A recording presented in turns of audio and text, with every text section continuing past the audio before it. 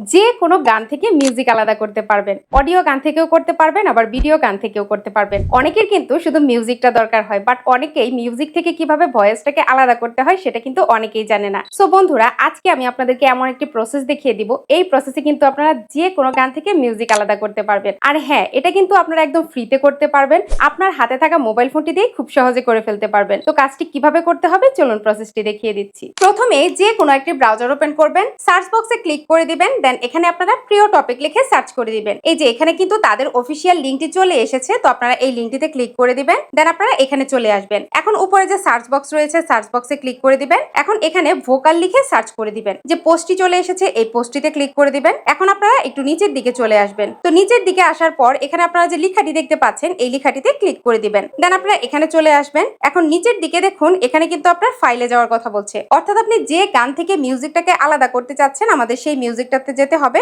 সেজন্য আপনারা এখানে ক্লিক করে দিবেন, দেন আপনি আপনার গ্যালারিতে চলে আসবেন। এখন আপনি যে গান থেকে মিউজিকটাকে আলাদা করতে চাচ্ছেন সেই গানটা এখান থেকে সিলেক্ট করে দিবেন। এখন এটা 100% প্রসেসিং নেবে। প্রসেসিং নিয়ে এই যে এখানে চলে এসেছে। তো আমি যদি প্রথমে আপনাদেরকে গানটা শোনাই,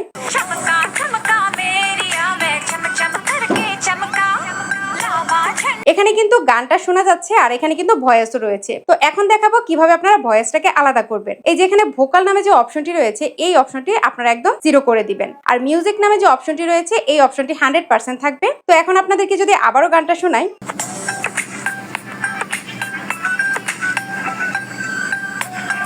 এখানে কিন্তু কোনো ধরনের ভয়েস শোনা যাচ্ছে না, শুধু মিউজিকটা শোনা যাচ্ছে। এখন মিউজিকটিকে আপনার গ্যালারিতে সেভ করার জন্য আপনার নিচের দিকে যে সেভ অপশনটি দেখতে পাচ্ছেন এই অপশনটিতে ক্লিক করে দিবেন, দেন এখান থেকে মিউজিক অপশনটিতে ক্লিক করে দিবেন। তাহলে কিন্তু মিউজিকটা আপনার গ্যালারিতে অর্থাৎ আপনার ইন্টারনাল স্টোরেজে সেভ হয়ে যাবে। তো বন্ধুরা, আশা করি বুঝতে পেরেছেন কিভাবে আপনারা যে কোনো গান থেকে মিউজিক আলাদা করতে পারবেন। ধন্যবাদ।